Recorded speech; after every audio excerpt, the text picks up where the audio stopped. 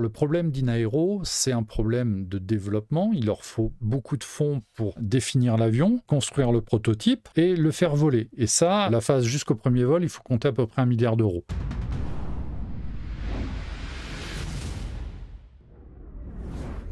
Bonjour à tous, bienvenue, debout là-dedans, bienvenue sur la chaîne Solo. On est parti pour une heure de discussion sur l'aviation et donc sur les bombardiers d'eau, comme dit l'autre à main, oui, on se refait pas. Plus grosse info, voilà, on va parler de la frégate de chez Inaero. Je vais pas spoiler ce qu'on va faire à l'AFF à Bordeaux. Alors, à Bordeaux, la semaine prochaine, il y a un événement qui s'appelle Aerial Firefighting, qui est un événement qui est organisé par une société britannique qui s'appelle Tangent Link, qui est en fait un congrès des industriels liés à la lutte aérienne contre les feux de forêt. C'est dans le cadre de ces AFF que je suis allé 2 fois en Californie, donc une fois en 2014, une fois en 2018, pour suivre les conférences. Et on est revenu de là avec des informations sur lesquelles je peux travailler pendant des mois et des années derrière, tellement c'est dense, tellement on rencontre de gens aussi, on rencontre les gens qui font ce métier-là, enfin qui font ce business-là. On croise Joe McBrien, on discute avec Joe McBrien, mais c'est la même chose avec les commerciaux de chez... de Havilland Canada, c'est la même chose avec des responsables de la sécurité civile, avec les gens du Cal Fire. À Zadar, en Californie, on a mangé avec le chef de l'aviation du Cal Fire, avec qui on avait de bons contacts. On a vu des tas d'avions sympas. Et donc là, ces dernières années, l'événement avait eu lieu 2 fois à Nîmes, très intéressant, avec accès aux avions. Enfin, c'était vraiment très bien. Et là, cette année, il a lieu à Bordeaux. Donc, il n'y aura pas d'exposition d'avions, il n'y aura que des stands avec les industriels, sauf que l'événement, il est sold out. C'est-à-dire que si vous voulez assister à l'événement aujourd'hui, que vous décidez aujourd'hui, il n'y a plus de place. Et histoire de rigoler, si vous êtes visiteur, industriel, représentant une compagnie n'importe quoi, enfin, vous n'êtes pas presse, si vous voulez une entrée, l'entrée à l'AFF, elle est à 2 000 $. Voilà. Pour vous donner le niveau de professionnalisme des conférences et des industriels que vous allez croiser. Ce sont des événements professionnels, donc 2 000 $ l'entrée. Nous, on a bénéficié d'accréditation presse systématiquement. De toute façon, les 2000, je ne les sortirai pas, je ne peux pas. Mais ça a permis de voir plein de choses. Donc, on va aller à cette manifestation-là. Franck sera avec moi pour me servir de caméraman, peut-être de traducteur. Et puis, comme je sais qu'il s'intéresse profondément au sujet, ça fait une bonne occasion de se croiser. Et on va rencontrer les gens de chez Inaero. On va interviewer David Pincé. Mais on va aussi interviewer Laurent Schmitt, Pierre Carlotti d'Aria Isra, Cédric Soriano aussi. Enfin, c'est des noms que vous ne connaissez pas, mais ce sont des gens qui sont très actifs dans le milieu des bombardiers d'eau. J'espère pouvoir avoir des gens de chez De Havilland Canada devant mon micro pour leur poser des questions sur le Canadair 515 et des questions qui sont sans concession. J'ai des rendez-vous aussi avec des gens de chez Airbus et Defense, Space and Defense, que j'ai eu au téléphone d'ailleurs ce matin. Et l'information qu'on a eue la semaine dernière est une information extrêmement importante à mon sens, et c'est pour ça qu'on en a traité sur Aérobuzz, et c'est pour ça que je vous mets aussi le lien dans le chat, le lien vers l'article. C'est que donc la société Inaero qui a été créée il y a 2 ans pour créer un nouveau bombardier d'eau qui va s'appeler le Frégate F100, qui est un avion de la catégorie des 10 tonnes. Et 10 tonnes d'emport d'eau. Donc c'est une start-up qui a conçu et qui travaille sur un projet de bombardier d'eau susceptible de succéder au Canadair et pas seulement en France. Cette start-up qui en est à sa 2e ou 3e levée de fonds, là ils viennent de lever 15 millions d'euros, ce qui n'est pas négligeable, vient de signer un accord avec Airbus Space and Defense pour profiter du bureau d'études de la force commerciale aussi d'Airbus pour promouvoir cet avion. Alors, pour moi, c'est une avancée qui est extrêmement importante parce qu'on passe d'une start-up un peu dans son coin à une start-up qui a attiré l'attention d'un groupe comme Airbus et surtout de sa filiale Défense qui propose déjà beaucoup de produits pour la lutte contre les feux de forêt. C'est Airbus Space and Defense qui fait les expérimentations de largage avec la 400M. C'est Airbus Space and Defense qui avait déjà testé le C295, le CASA.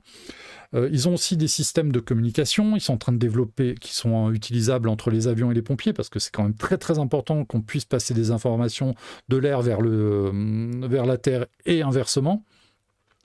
Ils développent des drones qui peuvent être utilisés. Il m'a parlé d'un projet de drone solaire qui peut rester 3 mois en l'air et donc patrouiller au-dessus des forêts de façon continue, jour et nuit, pendant toute la saison de feu pour alerter au niveau des départs. Et ça, c'est des concepts qui sont extrêmement intéressants. Voilà, et dans ce cadre-là, Airbus s'est dit, Inaero, votre projet est intéressant, et on peut éventuellement faire un partenariat. Alors, c'est un partenariat. Ça veut dire que pour le moment, Airbus n'investit pas dans Inaero. Or, le problème d'Inaero, c'est un problème de développement. Il leur faut beaucoup de fonds pour définir l'avion, construire le prototype un jour et le faire voler. Et ça, la phase jusqu'au premier vol, il faut compter à peu près 1 milliard d'euros. Ça, ce sont les estimations que David Pincé, le fondateur d'Inaero, nous a fournies dès le départ. 1 milliard d'euros, ça se trouve. Aujourd'hui, on est en phase de levée de fonds pour plein de problèmes de système de défense. Mais la défense contre les feux de forêt rentre dans ce cadre-là. Mais pour l'instant, Airbus n'investit pas dans Inaero, mais leur propose une collaboration étroite. Donc, on va aller à Bordeaux la semaine prochaine, interviewer les gens d'Airbus et David Pincé pour leur dire, voilà, concrètement, votre partenariat, ça va être quoi et qu'est-ce que ça va amener dans le développement du projet. Parce que le projet Inaero, le projet F100, c'est un projet qui est intéressant parce qu'il propose un avion qui est plus performant que ce que prévoit de Aviland Canada avec le 515, construit en France. Donc en termes d'économie nationale, c'est important, même si ce n'est pas des gros marchés. Et ensuite, il y a tout le marché étranger. Actuellement, il y a 160, 150 Canadair en service dans le monde. On sait que le réchauffement climatique fait qu'il y a beaucoup plus de pays qui s'intéressent au sujet. Il n'y a qu'à voir le nombre de air tractors qui sont vendus tous les ans. Donc, il y a un marché qui est peut-être un petit peu plus large. Alors, ce n'est pas un marché, il ne pourra pas y avoir 50 avions. Il ne pourra pas y avoir 50 constructeurs d'avions différents, mais il y a peut-être un marché pour 2 ou 3 constructeurs qui pourront proposer leurs avions, qui pourront placer peut-être 50, 25, 30, on ne sait pas, on verra bien. Mais en tout cas, il faut investir dans ces sujets-là parce qu'on ne peut pas se permettre de rester sans défense face aux feux de forêt et les avions sont extrêmement importants pour ça. On peut investir aussi sur la prévention. Et de toute façon, il faut investir sur les deux. Et donc, cet événement, parce que c'est vraiment un événement, c'est Airbus qui dit votre sujet, il est complémentaire, votre projet, il est complémentaire de ce qu'on développe nous en interne. Donc, collaborons. On va voir avec les gens d'Inaero ce qu'ils entendent par là. Et à la question de Major Boyington, tu feras un live, Fred. La réponse est oui, si les conditions techniques le permettent. Je voudrais prendre l'antenne mercredi aux alentours de 14h pour un live d'environ 1 heure, 1 heure et demie au sein des stands de l'AFF. Alors, ça va être compliqué parce que ce sont des professionnels qui sont là, ce sont des ingénieurs, ce sont des commerciaux. Ce ne sont pas les communicants qui seront là, puisque en fait, ce n'est pas un événement qui est orienté vers la presse. Donc, je sais que je vais avoir un certain nombre de refus de la part des compagnies, de la part de gens qui vont me dire « je ne suis pas habilité à parler aux journalistes ». Donc ça, on le sait. D'un autre côté, il y a beaucoup de chefs d'entreprise que je connais et je sais qu'ils seront là et qu'en tant que chef d'entreprise, eux seront en mesure de répondre à mes questions. Et de toute façon, au pire, on passera dans les stands, on regardera les produits dérivés, on montrera l'ampleur des innovations. Je sais qu'il y a des sociétés, par exemple, comme Trotter qui devraient être là. Trotter, c'est eux qui construisent les portes des trappes de largage. Donc c'est un sous-traitant extrêmement intéressant et je sais que ces sous-traitants-là aiment parler de leurs produits. Donc voilà, on va essayer de faire ça. De toute façon, si j'arrive pas à faire le live, c'est très simple, on va filmer, on enregistrera et ça fera des directs to YouTube ou ça fera des lâchers solo différents, mais de toute façon, on va ramener de la matière et on va vous parler de tout ce qu'on va voir là-bas. Nous, on part pour 3 jours. Il y a des conférences le premier jour hors AFF, il y a les 2 jours de l'AFF. Et puis, en fonction de la météo, des informations, on ira peut-être faire un saut à Biscarrosse pour voir les avions de chez Aquarius. Alors, ça va dépendre de plein de facteurs. Pour l'instant, c'est pas sûr, mais bon, quitte à bouger, on va bouger bien. Donc voilà pour Inaero. La formation, c'est le projet à attirer Airbus. Et ça, c'est décisif parce que là, il y a un coup de tampon. Oui, Il y a une espèce de label surveillé de près par Airbus, et ça compte vraiment. Et l'autre grosse information de la semaine, c'est quand même la révélation d'un nouveau projet français de bombardier d'eau. Celui-là, il va faire parler, et c'est normal. C'est le projet FF72 qui est porté par Positive Aviation. Et alors là, on voit que le choix là, il y a des choix technologiques qu'il faut discuter. Il y a des décisions qui ont été prises qui sont, on va dire, brutales. Là c'est du brutal. Vraiment. Donc, le concept de Positive Aviation, eh bien, c'est de faire l'inverse de ce que fait Inaero. Inaero va concevoir un avion de A à Z et envisage de devenir constructeur d'avions. Et donc là, il faut mise de fonds énorme. Bon, voilà, vous comprenez ce qui se passe. Vous êtes une start-up, vous voulez construire quelque chose, vous passez de start-up à industriel. Il y a des étapes.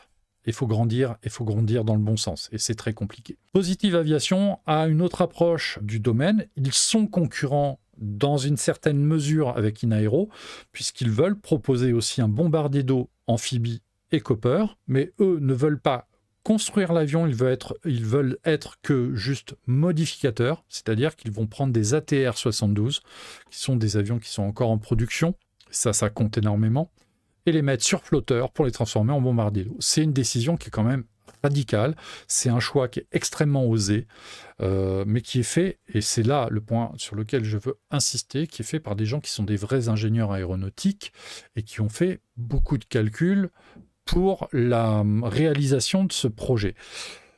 Je ne suis pas dupe. J'ai vu les réactions que l'article a suscitées, et de la part de gens qui sont dans le milieu, qui sont des pilotes de bombardiers d'eau, anciens ou même actuels, qui disent « Hein ?»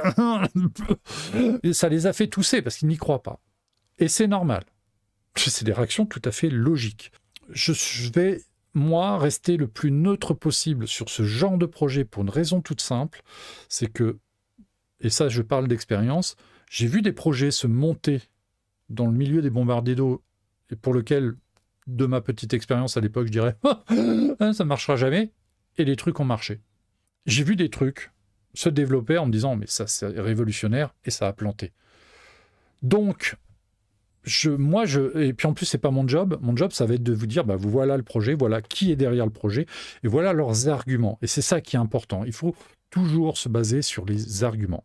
Et comme tu le dis Ben Moll, il y a le KE 72 porté par Kepler, et David Joubert sera à Bordeaux, donc lui aussi sera interviewé. Il le sait, il n'y coupera pas. Et donc oui, l'ATR 72 pourrait être un bombardier d'eau dont on a des versions terrestres, concurrents au Dash 8, des petits Dash 8 ou des gros trackers, et c'est le projet Kepler.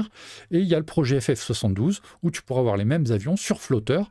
Il y a des petites nuances dans la définition des avions, parce que le système de largage du FF72 ne sera pas tout à fait le même que celui que Kepler est en train de développer pour son concept. Et comme Frank May le dit, le nombre de gens qui disaient le Dash jamais ça fera un bombardier correct, voilà. Et moi je me suis fait par exemple avoir, mais alors dans les grandes largeurs, sur le Boeing 747 et sur les DC-10, les VLAT en 2005, je n'y crois pas. Aujourd'hui je suis convaincu que c'est l'avenir, mais voilà, donc je suis extrêmement prudent moi avec ces projets-là, parce que ça peut marcher, ça peut se planter, mais ça se planter, enfin, quasiment la logique que tous ces projets n'aboutissent pas toujours, mais quand ça aboutit et que ça marche, bah, youpi. Quand Canadair, dans les années 70, on va faire un bombardier d'eau, spécialement, il y a plein de gens qui ont dû dire ça sert à rien, les Catalina, transformer, ça coûte moins cher. Un des arguments essentiels de Positive Aviation, et c'est le même que Kepler, c'est que aujourd'hui, l'ATR est en production. Ça veut dire que les pièces détachées, c'est pas un problème. Des cellules à convertir, c'est pas un problème. Il y a un soutien d'un fabricant qui existe toujours. Et donc, quand vous modifiez profondément des avions comme ça, vous avez besoin de la doc constructeur. Vous avez besoin d'avoir accès au bureau d'études du constructeur pour discuter. Leur argument, c'est de dire, bah voilà, on est une société française, on va prendre un avion qui est construit en France. Et dans cette catégorie, en production, il n'y a que l'ATR. Et ça, c'est un argument qui porte très fort. Et après, il y a des choix technologiques. Alors, ils l'ont arrêté. Oui, la version STOL de l'ATR a été arrêtée parce que globalement, il n'y a pas eu de clients. Techniquement, c'était faisable, mais il n'y avait pas de clients parce que aujourd'hui, il y a eu des rallongements de pistes dans les endroits où ils espéraient vendre les avions. Donc la version STOL, pourquoi pas.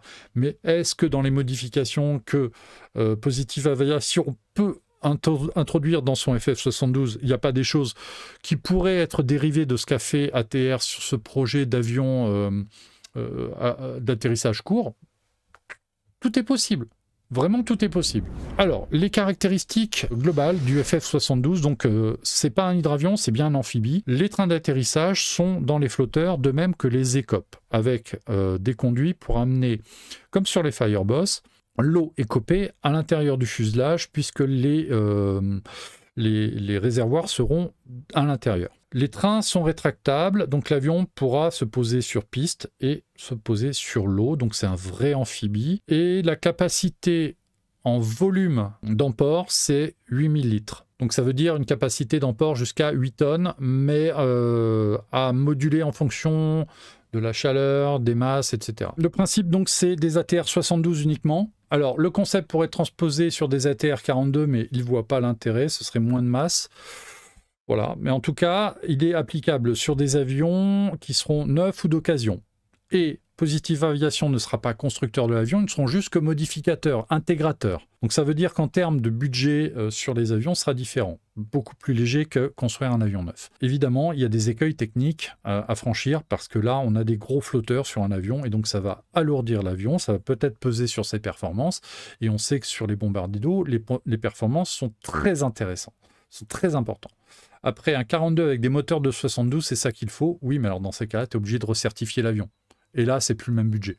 Donc, ils partent sur des... alors, l'avion de base, ce sera des ATR 72-600. Donc, ce sont des avions qui ont deux moteurs Pratt & Whitney 127 d'environ 2750 chevaux. Parmi les notes que Positive Aviation a envoyées à la presse, ils sont en train de travailler sur un STC, donc Supplemental Type Certificate, donc un complément au certificat type, donc des modifications de l'avion et pas une certification globale. Chaque STC doit être modifié, doit être certifié, mais ça n'entraîne pas une certification totale de l'avion.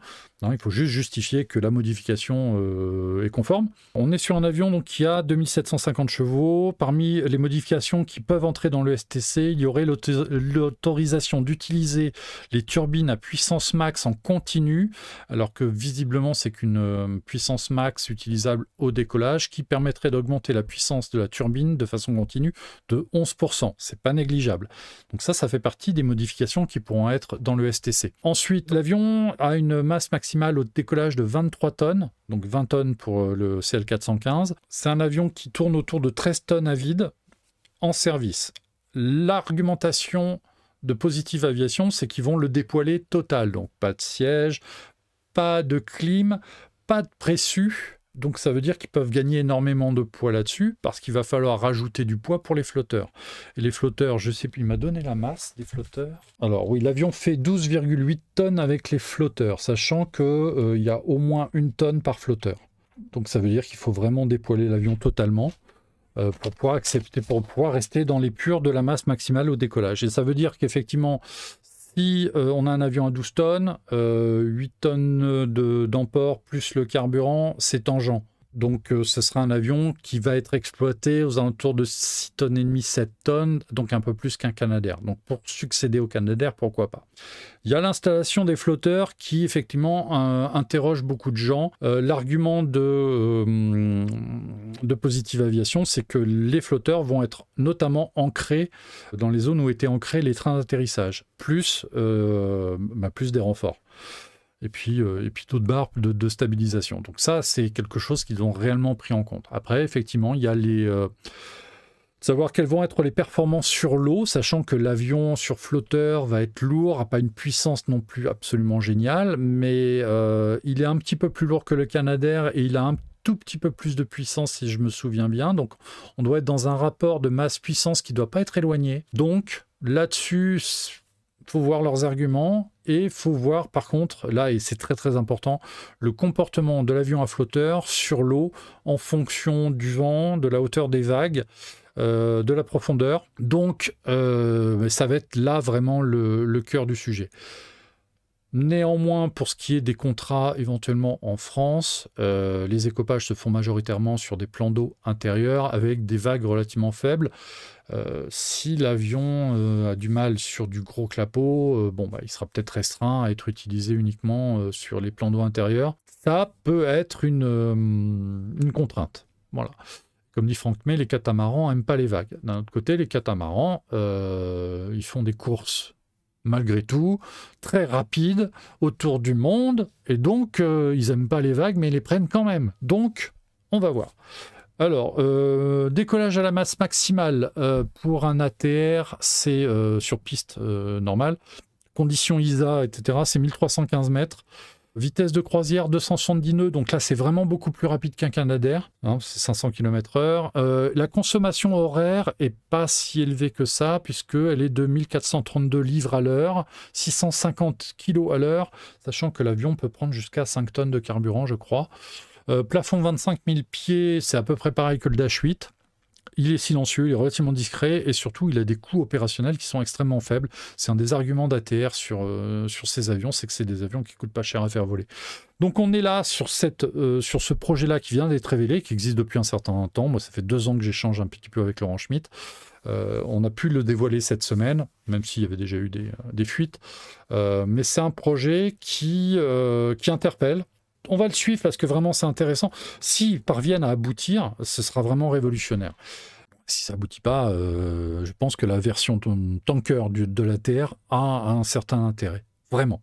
La clé, ça va être les flotteurs, le comportement des flotteurs. Alors les flotteurs vont être conçus en interne, notamment par Positive Aviation, mais aussi un sous-traitant qui s'occupe du design qui s'appelle Mecha. Et le petit clin d'œil qui m'a fait plaisir, c'est que théoriquement, il devrait être construit par la société Vanthese Multiplast qui fait des coques de multicoques de course. Donc c'est là encore, c'est un projet franco-français, donc on a intérêt à pousser ce genre de projet parce qu'ils sont franco-français et qu'il y a un marché à l'étranger aussi pour ces machines-là. Alors évidemment, oui, en termes d'aérodynamique, il va perdre en vitesse. Je pense que sur des flotteurs, tu peux perdre 15-20 nœuds sans rigoler. Sauf que tu as une marge par rapport au Canadair, quand même 250 nœuds, même si tu fais des pointes à 230, tu es largement au-dessus de la vitesse de croisière d'un Canadair. Donc, ça compte. Autre remarque, Jérôme Fugier, très bonne remarque, il sera plus simple de trouver des pilotes. Il sera simple de trouver des pilotes. Après, il faut trouver des volontaires parce que le feu de forêt, c'est un peu particulier quand même. C'est simple de trouver des simulateurs de vol pour les former.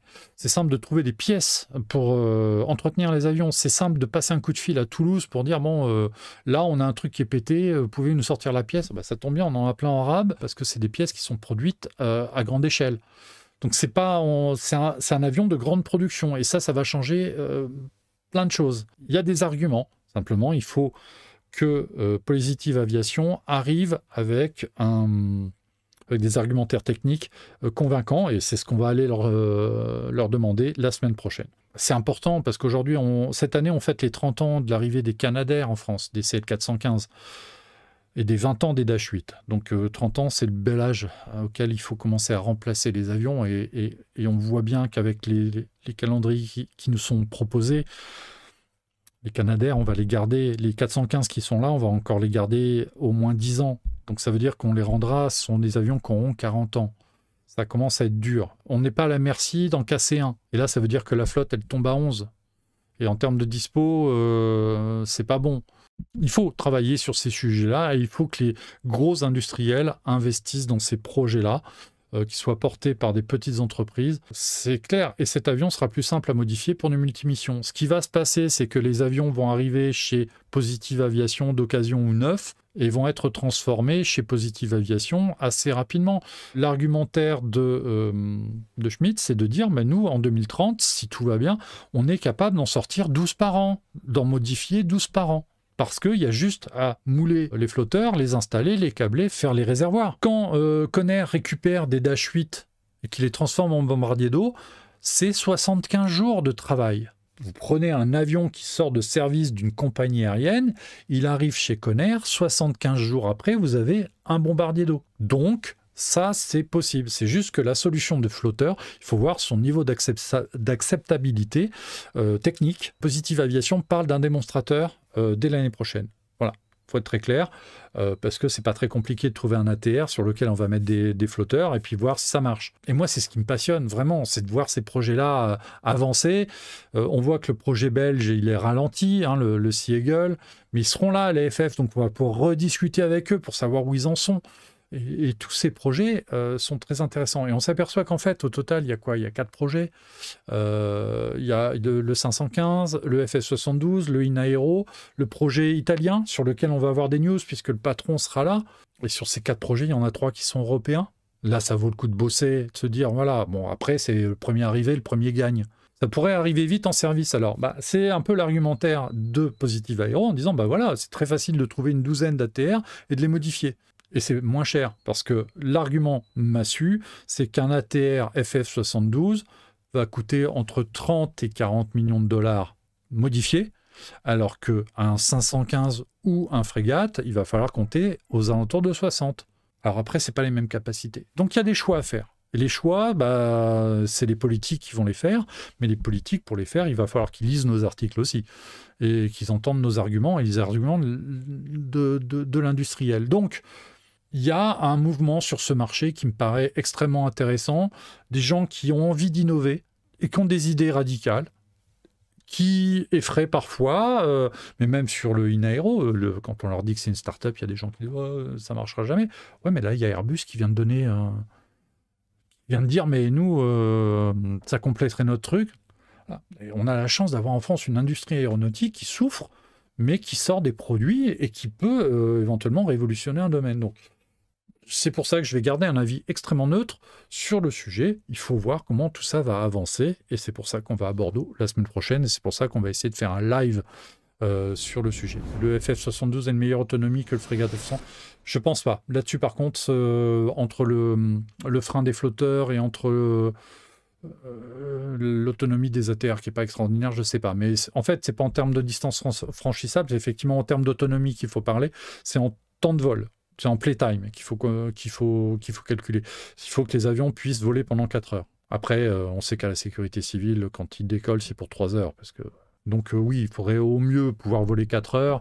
Et si l'avion a une autonomie de 3 heures, en multipliant les écopages, ce sera très bien déjà. Pourquoi ne pas couper le ventre à un ATR pour mettre une coque à la façon de la G600? Alors ça, c'est une bonne question. Ça avait été étudié notamment sur le C-130 Hercule. Et les Américains n'étaient pas allés au bout. Ils avaient fait une maquette qu'ils avaient testée sur l'eau qui marchait très bien, mais visiblement ça travaillait au niveau de la cellule et puis après les budgets ont peut-être été réduits. Ça c'est donc un schéma de Positive Aviation sur l'organisation intérieure de l'avion avec les 4 réservoirs de 2000 litres chacun alimentés par 2 points qui seront sur les flotteurs. Et voilà comment l'avion va se remplir et voilà la structure. Chaque réservoir aura ses buses de largage ventral qui pourront être ouvertes tout en même temps. Donc on pourra avoir un largage massif en 1,2 secondes. Cet avion pourrait-il être certifié de nuit? Bonne question. Pour l'instant, ça ne fait pas partie des projets. Parce que les ATR peuvent voler de nuit, mais en IFR, ou en VFR de nuit, sous contrôle. Faire de la TBA avec un avion qui n'est pas utilisable avec des jumelles de vision nocturne, par exemple, ça me paraît très compliqué. Vraiment. Et pour ce qui est de la taille des flotteurs, oui, alors la taille des flotteurs, ils vont faire 17 mètres de long. Donc c'est les plus gros flotteurs qui n'ont pas jamais été installés sur un avion depuis le Kant Z511 que vous avez à l'écran, qui était un prototype italien de 1940. Un quadrimoteur qui a été construit à un exemplaire, qui est assez joli. Et les Italiens, des fois, ils font des avions qui sont bizarres, mais alors quand ils font des avions jolis, ils sont vraiment jolis. Ils me rappellent un peu le Focke-Wulf 200. 17 mètres, c'est quand même très, très, très, très long parce que ce sont les plus gros flotteurs qui seront installés sur un avion opérationnel. Les autres exemples d'avions qu'on a sur flotteur, il y a eu donc ce projet de C-130 pour les forces spéciales américaines qui a visiblement été plus ou moins abandonné l'année dernière, sachant qu'il y avait eu déjà un projet de Hercule on Water à l'époque de la guerre du Vietnam. Et là aussi, alors pourquoi le projet a été abandonné? Problème de budget ou problème technique, on n'a pas l'info, mais il l'avait envisagé très sérieusement sur un C-130, donc pourquoi pas sur un ATR, en toute honnêteté. Alors, Sacha qui me dit, on parle beaucoup de projets d'avions bombardiers d'eau, mais au niveau des hélicos, aucune start-up. Parce que pour les hélicos, c'est très simple. tu prends n'importe quel hélico, tu as un crochet en élingue, tu peux mettre un Bambi Bucket ou un kit ventral. Donc, il n'y a pas besoin de développer un hélicoptère spécial pour bombarder de l'eau. À peu près tous les hélicoptères un peu puissants peuvent être transformés en bombardier d'eau très facilement. C'est qu'une question de réservoir. Donc, après, on se dit, ils sont gentils chez Airbus Hélicoptère, mais ils n'ont pas d'avion qui emporte plus de 5 tonnes. On aimerait bien avoir un concurrent au Chinook ou au CH-53, donc un hélicoptère lourd qui puisse lever 10 tonnes. Il n'y a que Airbus Hélicoptère qui pourrait le développer, et pour l'instant, ça ne développe pas. D'un autre côté, tu as des Chinook et des CH-53 qui commencent à arriver sur le marché de l'occasion. Si tu en veux besoin d'hélicoptères lourds, c'est une option tout à fait possible. Donc non, il n'y a pas de développement d'hélicoptères dédiés, parce que tous les hélicoptères peuvent être utilisables pour cette mission. Tu peux avoir des startups très intéressantes sur le développement des systèmes de largage, et je pense à Helitac, par exemple, qui est une société australienne, qui a développé des réservoirs ventraux qui sont extrêmement innovants et qui commencent à rentrer en service un petit peu partout. Et eux aussi, ils seront à Bordeaux, on ira les voir. Donc les hélicos, c'est vraiment à part. Mais c'est vrai que les hélicos sont un vrai concurrent aux bombardiers d'eau. Donc on a, parmi les transformations avec des flotteurs, il y a eu le Air Tractor. Alors c'est des flotteurs un petit peu plus petits, mais le concept est le même. Hein. On est parti d'un avion terrestre et on lui a mis des flotteurs. Il n'était pas prévu pour. Et en fait, ça se passe plutôt pas mal pour lui. Le Twin Otter, qui est, alors pareil, c'est moins gros qu'un ATR, mais il y a des flotteurs qui existent, flotteurs bombardiers d'eau qui existent pour le Twin Otter. Ils sont normalement en service dans l'Ontario. C'est les Whipline. Alors les Whipline, qui sont des flotteurs qui sont développés par la société Whipair. Sur les Air Tractors, c'est les Whipline 10 000, et sur les Twin Otter, c'est les Whipline 13 000. C'est des flotteurs qui font 750 jusqu'à 900 kg chaque. Donc il y aura peut-être plus d'une tonne pour ceux de l'ATR s'ils vont jusqu'au bout. Donc c'est tout pour ce soir. Je vous dis rendez-vous, si tout va bien, mercredi en début d'après-midi pour un live spécial. Évidemment, il n'y aura pas de lâcher solo vendredi prochain, pour des raisons évidentes. C'est l'occasion pour moi de vous dire merci en tout cas de votre fidélité à l'émission. On va continuer et je vous souhaite donc une bonne soirée, un bon week-end. À la semaine prochaine.